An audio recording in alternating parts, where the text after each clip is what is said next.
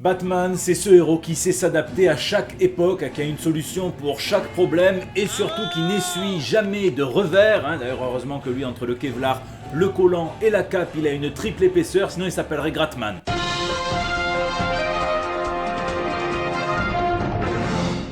Aujourd'hui, vous le remarquez, je suis confiné, désolé pour ceux qui sont pas habitués à me voir sous des plafonds d'humains, mais plutôt sous des plafonds de hobbits. Ne faites pas attention, derrière moi c'est un petit peu le bordel, mais là c'est mon infinité de portes vers des mondes que je peux aller explorer sans aucune attestation sur l'honneur. Ici votre fidèle commis des comics, tout attaché avec un X à la fin. Aujourd'hui, c'est à la gauloise, vous êtes dans l'émission qui fait le tour de l'actu de l'industrie du comic book et de ses dérivés. C'est le 237e JT Comics, il est évidemment dédié à la mémoire d'Albert Uderzo, qui est parti là-haut rejoindre son comparse Goscinny et montrer comment encore avoir la gaule à Stan Lee, à Milton Caniff, à Osamu Tezuka et à tous les autres artistes qui ont contribué à faire rayonner l'art séquentiel comme lui. Et tout de suite, sans plus attendre, on va passer aux news de la semaine.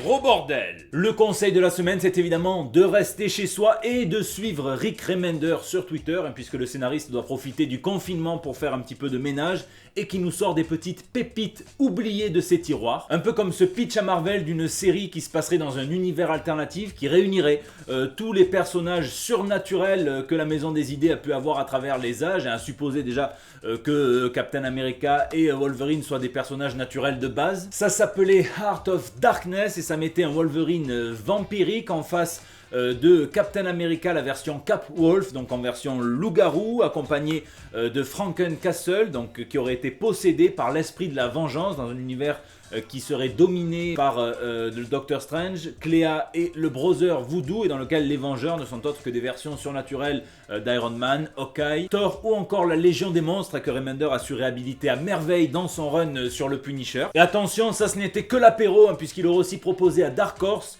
un crossover ultime, un genre de cocktail qui s'intitulait Gros Bordel et qui rassemblait dans une mini-série en 5 épisodes The Goon, Fear Agent, Alien, Predator, The Mask et Hellboy. Je crois d'ailleurs que c'est l'une des formules chimiques du Viagra, mais je suis pas sûr. Le concept était très simple, une téléportation foireuse et East Houston, donc de Fear Agent, allait atterrir dans le multiverse et s'allier avec The Goon et Hellboy pour faire face au masque, pour détruire le masque donc du personnage The Mask. Et avec tout ça, un marché extraterrestre tenu exclusivement par des Predators. Pas sûr que tu arrives à les mettre en quarantaine, que ce soit avec une loi ou avec un camion de CRS. Eric Powell aurait coécrit, dessiné également avec Tony Moore, Jérôme Opeña et idéalement, nous dit Remender, Duncan Fegredo et Doug Mahnke. Ça c'est clairement le Google Maps vers le fameux point G, sauf que Marvel, tout comme Dark Horse, ont préféré décliner. À l'arrêt. Il fallait que ça arrive, c'était déjà le cas de pas mal d'éditeurs en France, et bien désormais c'est Diamond Comics carrément, donc le principal distributeur de comics au monde, qui déclare cesser son activité à partir du 1er avril, et donc tous les comics du mois d'avril ne seront pas livrés dans les comic shops d'Amérique du Nord, tout comme dans ceux d'Europe, qui commencent d'ailleurs à asphyxier comme des poissons hors de l'eau. Plus de comics VO, donc cette initiative est évidemment due au coronavirus qui met à l'arrêt l'industrie entière du comic book, et on sait par exemple que Valiant a demandé à tous ses artistes de poser absolument les stylos, un petit peu comme un prof affolé après 4 heures d'examen, ou alors un ennemi un petit peu anxieux de John Wick. IDW suspend officiellement ses publications à partir de mai et compte tailler dans celles des mois d'après, ainsi que mettre en place des mesures qui allégeront les coûts supportés par les revendeurs. Image, Archie Comics ainsi que les humanoïdes comptent faire pareil. Chez DC, c'est carrément leur principale imprimerie canadienne qui va se mettre à l'arrêt pendant 3 semaines. Les éditeurs, les distributeurs planchent évidemment sur des solutions alternatives pour que les comic shops qui resteraient ouverts puissent recevoir leurs comics. La piste privilégiée reste celle du digital. On sait que Comixology recevra les comics du mois d'avril. Ça c'est évidemment si ça ne change pas d'ici là, vous le savez, faut pas cligner des yeux. En attendant, tous les acteurs de l'industrie essaient d'alléger les coûts et de faire en sorte que les comic shops s'en sortent, que ce soit les éditeurs avec l'aspect comptable et l'allègement des coûts financiers, ou bien les artistes avec des coûts de crayon. Et on peut citer en France par exemple l'initiative de Laurent Lefebvre qui s'est mis à faire des prints qu'il va offrir gracieusement à certains comic shops français pour que ceux-ci puissent les offrir avec un montant minimum d'achat, enfin à leur guise. C'est toujours sur le même principe, des couvertures du magazine super peinard, donc édité par Corona Comics. C'est clairement la meilleure initiative pour moi, hein. Vous avez celle-ci qui est pour Comic Zone à Lyon, qui aura en exclusivité en plus un artbook qui sera dédicacé par Olivier Vatine et par Paul Renaud. Cet hommage à Frank Whiteley sera pour Central Comics à Paris. Ce poisson pour les fictionnautes à Nice, hein, un hommage à Spidey, à Strange, au Frisano pour les clients d'Original Comics à Paris. Un petit peu de harcèlement anti-renard, hein, pour le bon France d'Evil One Comics à Clermont-Ferrand, que j'embrasse. Un Silver Surfer, hein, pour la boutique en ligne Excalibur Comics. Un Daredevil à la Frank Miller pour l'Intrépide au Mans, et un Calvin et Hobbes, hein, avec une attestation sur l'honneur que le tigre est vivant. Ça, c'est pour la librairie Bulle-en-Caval à Rochefort en Charente-Maritime. Bravo Laurent. On peut citer également Thierry Mornay, éditeur chez Delcourt, mais aussi scénariste, créateur du Garde républicain, qui va proposer pour tous les comic shops un numéro 1 en édition spéciale avec une couverture de Frank Shaw colorisé par Vera Davier. Dans tous les bénéfices, ça coûtera 20 € et tous les bénéfices seront intégralement conservés par les libraires. Si vous avez connaissance d'autres initiatives, hein, n'hésitez pas à les mentionner dans les commentaires et je me ferai un plaisir de les relayer d'une manière ou d'une autre. En guerre. Alors je fais jamais de politique d'habitude, hein, mais aujourd'hui je vais vous dire pourquoi selon moi Emmanuel Macron est le pire président qui soit, et en même temps pourquoi je voterai quand même pour lui aux prochaines élections. Dans un de ses derniers discours à la télé, il a répété au moins 50 fois que nous étions en guerre. Et bien ça c'est clairement irresponsable, hein, car là-haut il y en a un qui a entendu le mot guerre et qui s'est jeté sur terre en 4e vitesse avec son crâne pieds nus aérodynamique. Kratos, le dieu de la guerre, revient dans une série, hein, chez Dark Horse Comics par Chris Robertson et Tony Parker. Ça s'appellera Fallen God, Dieu déchu, et ça reviendra nous plonger en 2010, juste après la fin de God of War 3, quand Kratos a assouvi sa vengeance, qu'il ne lui reste plus que le goût amer des cendres dans la bouche. Et voici le pitch, hein. Se croyant enfin libéré de ses chaînes, il vogue vers le désert afin de s'éloigner de son foyer et de sa honte, mais sa rage et sa culpabilité le suivent de près. Kratos se déchaîne contre le seul ennemi qu'il n'a jamais vaincu, lui-même. Seulement, la guerre contre soi-même est impossible à gagner et ne mène qu'à la folie. Finalement, Macron aura réussi à invoquer Kratos, donc comment lui en vouloir, hein. Il a mon vote, comme Dark Horse a déjà mon argent, et ça c'est bien plus sûr. Et si Kratos vient pour une guerre sanitaire, eh bien j'espère qu'il sera équipé au moins de masques, de lits, d'hôpitaux aussi, hein, et peut-être qu'ils créeront de nouveaux coffres avec à l'intérieur de quoi vraiment aider tout le corps soignant que j'embrasse évidemment, à qui je rends hommage. Flash News. Quelques news flash, hein, ou alors comme ça concerne que du Marvel, hein, quelques news vif argent, mais qui évitent les balles, elles. La semaine dernière, je vous présentais l'armure d'Iron Black Cat, hein, que vous trouviez tous beaucoup trop soignée pour qu'elle soit le fruit du hasard et qu'il n'y ait pas eu de jeu sexuel entre la Chatte Noire et Tony Stark au préalable. Eh bien, sans commentaire, hein, je vous présente la couverture du prochain Daredevil numéro 22, dans lequel le diable de Hell's Kitchen viendra demander de l'aide à un certain ami vengeur à lui. Allez, je vous laisse à vos fanfictions pleines de bâtons d'aveugle et de clés de 12. Sinon, Marvel doit absolument adorer le film Greux, hein, et l'humour d'Alain Chabat, puisqu'il ne cesse jamais d'en revenir à l'âge des pierres, hein, les fameuses pierres de l'infini, celles qui ont été magnifiées par les récits de Jim Starlin, et même celles qui ont servi à construire le mur des 3 premières phases de leur univers cinématographique. On les avait à peu près plus vus depuis l'event Infinity Wars de Gary Degan. Et bien cet été, nous devrions savoir où la plupart d'entre elles se trouvaient dans une série de 8 annuals, donc des numéros anniversaires qui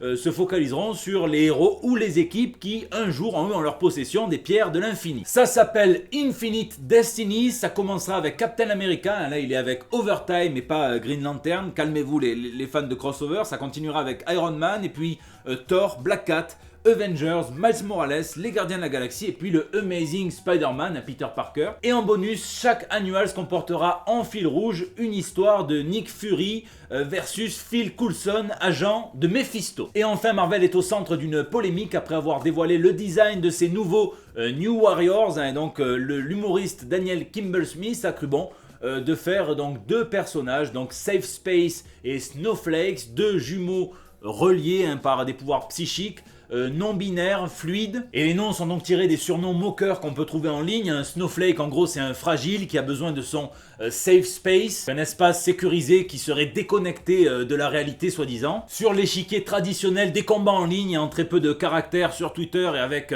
de la fougue derrière un clavier, c'est traditionnellement utilisé à l'encontre de ceux que l'on appelle, qu'on pourrait appeler les gauchistes, qui sont pro-diversité, donc toute la communauté LGBT qui serait fragile, sauf que quand je vois la fragilité des anti-diversité qui ne peuvent pas supporter de voir deux mecs s'embrasser ou alors qui d'un coup deviennent de grands scénaristes de comics et qui t'expliquent que c'est parce qu'on ajoute de la diversité au forceps que les histoires sont mauvaises et qu'elles ne se vendent pas parce qu'ils sont éditeurs aussi. Bon, c'est un débat super compliqué, moi déjà je pense pas que la fragilité ça soit une insulte, on est tous fragiles, que ce soit moralement, on a tous nos failles ou alors carrément physiquement, en ce moment on te tousse dessus, tu peux mourir. Je ne nie pas une certaine forme de clientélisme, une certaine forme de surf sur la tendance LGBT, surtout de la part des éditeurs, parce que moi je pense clairement que les artistes sont sincères, il n'y a qu'à voir les mésaventures, les malheurs de Sina Grace chez Marvel, il a été pris clairement pour un con. Ici c'est un débat un petit peu plus complexe car l'auteur a voulu vraiment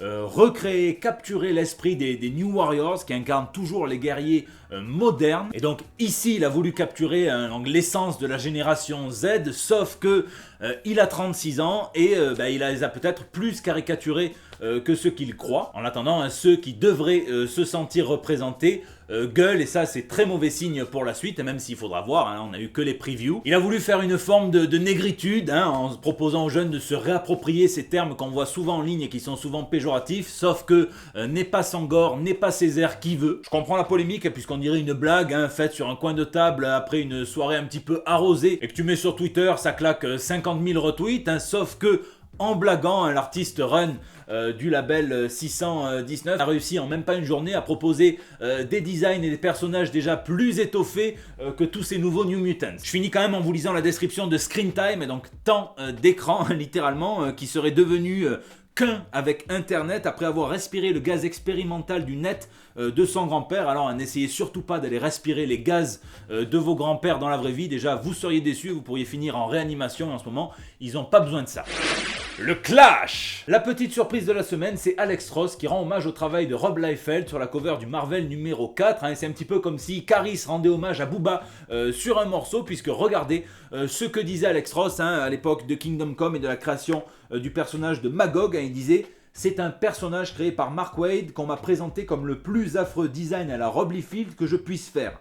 J'ai copié le design de Cable, je le détestais.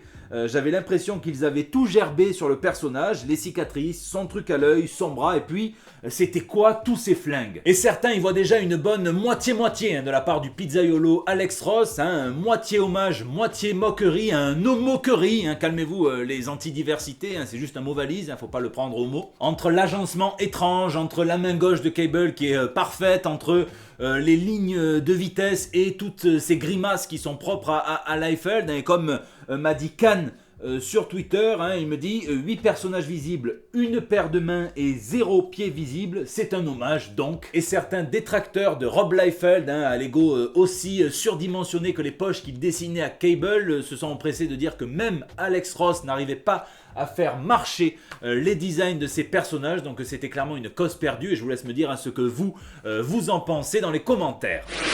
Lisez, cette semaine j'ai relu Next Wave par Warren Ellis et Stuart Immonen, et je crois que je kiffe de plus en plus ce comics à chaque fois que je le relis. C'est un parfait exemple de ce que peut faire l'électron libre Warren Ellis quand on lui donne une liberté quasi totale. On voit carrément un flic se faire tabasser par des protagonistes plutôt connotés héros, les Next Wave. On voit une parodie de Nick Fury qui nous ferait presque oublier l'original. On voit clairement un hommage à l'essence ridicule des comics depuis leur création, surtout dans l'âge d'argent, l'âge ridicule et naïf. Et c'est un très bon exemple de ce que peut faire un créateur quand on lui demande de laisser sa marque sur l'univers Marvel, comme il a pu la laisser dans l'univers Wildstorm et puis après DC avec The Authority. Si le LSD était un comics, ça serait Next Wave, donc lisez-le et ne vous demandez surtout pas pourquoi est-ce que ça a été annulé au bout de 12 numéros, ça vous allez le comprendre très vite, mais demandez-vous plutôt la famille de qui avait capturé Warren Ellis dans sa cave pour qu'il puisse durer jusque-là et se foutre par exemple aussi ouvertement